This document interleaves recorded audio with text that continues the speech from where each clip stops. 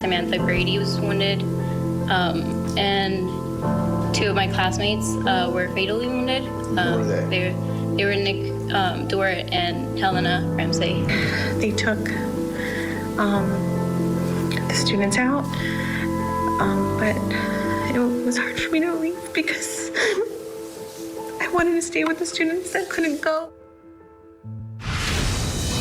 Now, clearly, this penalty phase is all about emotion, right? It's all about trauma. So I wanted to have a special guest to help us sort of sort through some of those emotions. Joining me now is psychotherapist Dr. Janie Lacy. Doctor, thank you so much for joining me this evening.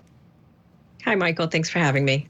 All right. So the reason I wanted to have you on is because what I've been noticing about some of these victims as they testify, and we saw some of it there, you see some of these kids, and again, they are kids, and they experience this as kids.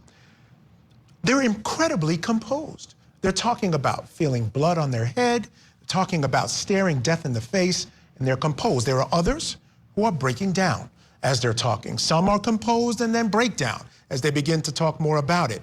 Help us understand, is this traumatizing them all over again? What's happening with them as they're telling their story? Well, Michael, let's consider as a collective, as they all went to school that day, it was a normal day.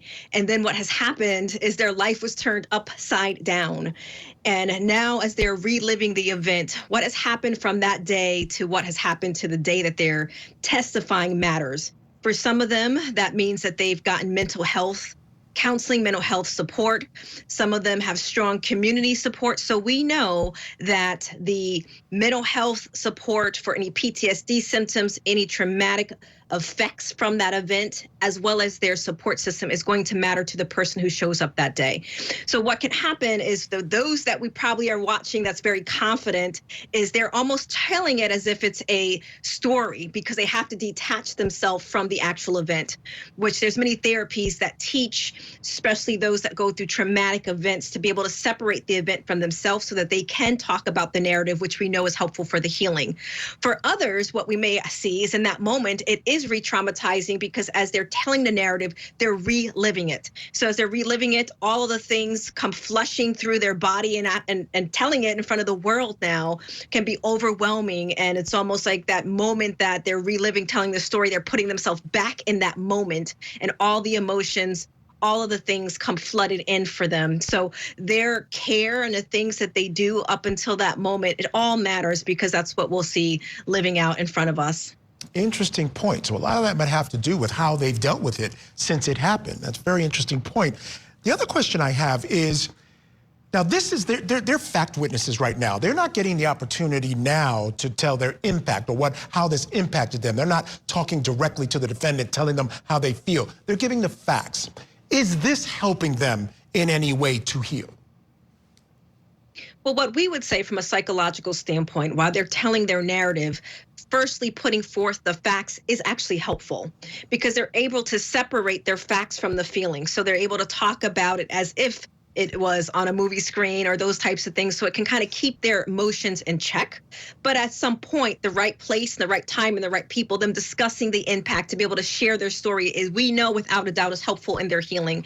Because if not, then what happens is they relive it in their head over and over and over again. So being able to tell that story and have other people hear their story and have empathy and compassion over and over and over again, we know matters to their healing. So in front of the court system and the things that they're going through from a legal system, just focusing on the facts can be helpful depending on the individual, right? So collectively, I can just point to that we help those be able to separate the facts from the feeling as part of a healing modality for them.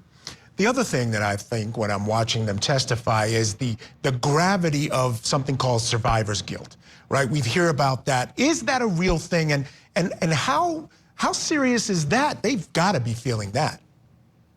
Survivor's guilt is a real thing. When you think about those that had went through the experience of that life-threatening experience, no one knows what they felt except them. And then this deep, what we would describe it as this deep anguish of being here, where their friends are no longer here, it's heavy. And what happens is they ruminate over and over and over again. What could they have done differently? The last time they had a conversation with their friend, it's very, very heavy, and they replay those stories over and over and over again. And the guilt of being alive when they could have another outcome is very heavy for that person. So them getting the support and that survivor's guilt, we know, has led to many cases where people do end up taking their own life to join those. And it's a very heavy process. So it's a very real thing, and I think it should be acknowledged.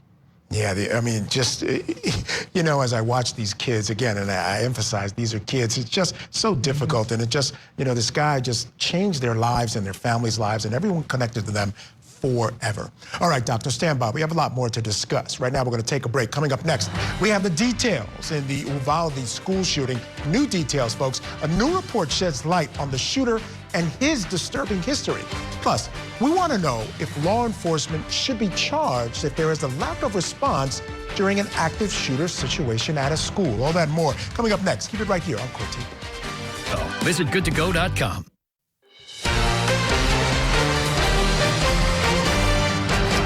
Welcome back. We have new details in the Uvalde school shooting rampage. The gunman who killed 19 kids and 2 teachers left so many hints that he was violent and obsessed with becoming famous that a former classmate started calling him school shooter. That's not a joke, folks. These details were highlighted in a Texas State investigative report released to the public over the weekend. Now, the report also states the shooter was bullied in 4th grade in the same classroom where the May 24th shooting rampage occurred. We're also getting a look at law enforcement body cam from that day. The Uvalde school shooting is also drawing comparisons to the rampage at Marjorie Stoneman Douglas High School. And we're in the midst of the penalty phase of that case. Now, there, a former school resource officer was charged for failing to confront Nicholas Cruz during the rampage at the school in February of 2018. Scott Peterson has been charged with 7 counts of child neglect, 3 counts of culpable negligence, and 1 count of perjury because he stood by for about 45 minutes. Still with us, psychotherapist Dr. Janie Lacy, and also with us, criminal defense attorneys Marie Pernetta and Matthew Mangino. Dr. Janie, I want to start with you because, you know, this idea that, you know, there's this obsession with being famous, that's not new. As I watch, you know, serial killer documentaries, other mass shooters, they all have this sense of they want the world to know who they are and what they're doing. And they, you know, they have these grandiose thoughts. Tell us a little bit more about those thoughts that these kids and these killers are having. When we consider the psychology of a mass shooter, when we kind of look back at who they were, there's a lot of obsession, and they will, in particularly, like things like movies like Natural Born Killers, they become obsessed about a certain image, but it's also tied to a deep psychological disturbance. So that's where there's this grandiose, where we go back and we look at their social media, and there's this obsession, so to speak, and they create these fantasies, and sometimes we refer to them as revenge fantasies that they carry out in their mind. And we can see it as when we look back at who the person actually was, Michael. Now, these things obviously don't happen in a vacuum. One of the things that come out is that this guy left lots of clues, you know, lots of little, you know, crumbs, as it were. And it gives me this feeling that if there was something in place, and I don't know what that something is, that we can sort of ferret out these guys. Each one recently, all the shooters, the one in Michigan, the Parkland shooter, this guy. Is there a way or some way that we can be more in tune to sort of catch these guys before? Because they're leaving clues all over the place.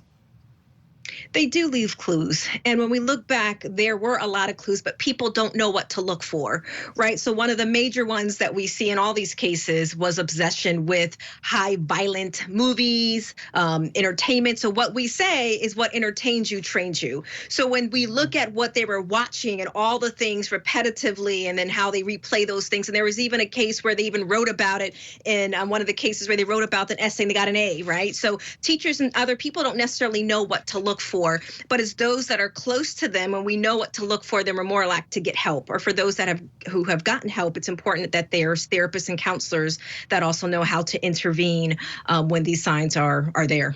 Yeah, it takes a village, right? We go back to that same phrase. Marie and Matthew, I want to get you involved because I think there's a lot of people who are clearly upset about what went on with the police officers in Uvalde. There's some sense that maybe there might be some charges coming. Certainly that report was scathing as to their response. So I want to get your thoughts on whether it's good policy to charge police in these types of circumstances. Marie, I'll begin with you.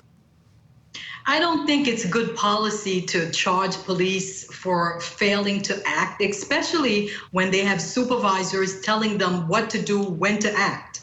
I think it's a very tricky slope there, and I think there may be more corrective action in the area of maybe civil law, not to criminally charge them, but perhaps to charge the police department and the supervisors and the people in charge of making those decisions for the police officers who are on site. They're basically waiting for guidance and leadership from their officers who are senior. And it's those people who are telling them, freeze, don't act. And I think they need to sort of create accountability on that level. Fair enough. And Matthew, she's exactly right. There is a chain of command. There's some suggestion that no one knew exactly who was in charge. One hand thought the other was in charge, and they were waiting for orders. But I want to get your thoughts on this policy. And we saw it in the Parkland case. We're seeing it somewhat, at least in local parentis. In some other cases, the parents have actually been charged. In the Crumbley case, your thoughts on that policy of expanding out and charging folks like cops in this instance? Well, I think it's clear that there has to be a duty to act. Okay, and the Supreme Court has said in no uncertain terms that police officers do not necessarily have to work to protect the public. Okay, here in Uvalde, there's just a huge lack of leadership. No one took responsibility at the scene. They didn't even set up a command post in any meaningful way. There was no leadership on all levels, the local police, the state police who came in, and finally it took, some aggressive border patrol tactical officers to go in, some 78 minutes later to deal with this. We do see a situation, at Parkland where the school resource officer has been charged with neglect, but he does have some duty to protect because of his position. So I think these cases can be distinguished. And unfortunately, I don't even see any accountability through a civil lawsuit. There's a limited qualified immunity. These officers are acting in a situation that's not the norm. There's not a lot of history here to look at in terms of case law. So, there may be no accountability in any meaningful way for what happened in Uvalde. Dr. Janie, I want to go back to you because I want to talk about these officers after that report, which basically said in no uncertain terms that every officer at the scene bears some responsibility for the death of those children, basically saying the blood might be on their hands. How are they internalizing that and their choices that day now that they read that? We consider these cases, there's always someone that we want to blame, and we look at what could we have done differently. So we're looking at all those moving parts, and then we're looking at the police officers. Not only is there a chain of command, but there's probably orders that they were following, but then also the psychological implication if there was their own child inside. So we can imagine that the stress and the dichotomous nature of going back and forth, and probably even after the fact, those officers as humans replaying in their own mind what their options were and their own thoughts around it. So I can imagine that there's probably this dichotomous nature happening for all of them, but also understanding as a collective, we're looking at all different parts, and on them probably also understanding that level of responsibility is heavy for them. Absolutely. They want to do their job, but they want to go home to their families as well. All right, Dr. Janie Lacy, thank you so much for joining me this evening. Truly appreciate it. Great insights as always. Marie and Matthew, you're going to be standing by because coming up next, we have a shocking story from Utah that you have to see to believe. A little boy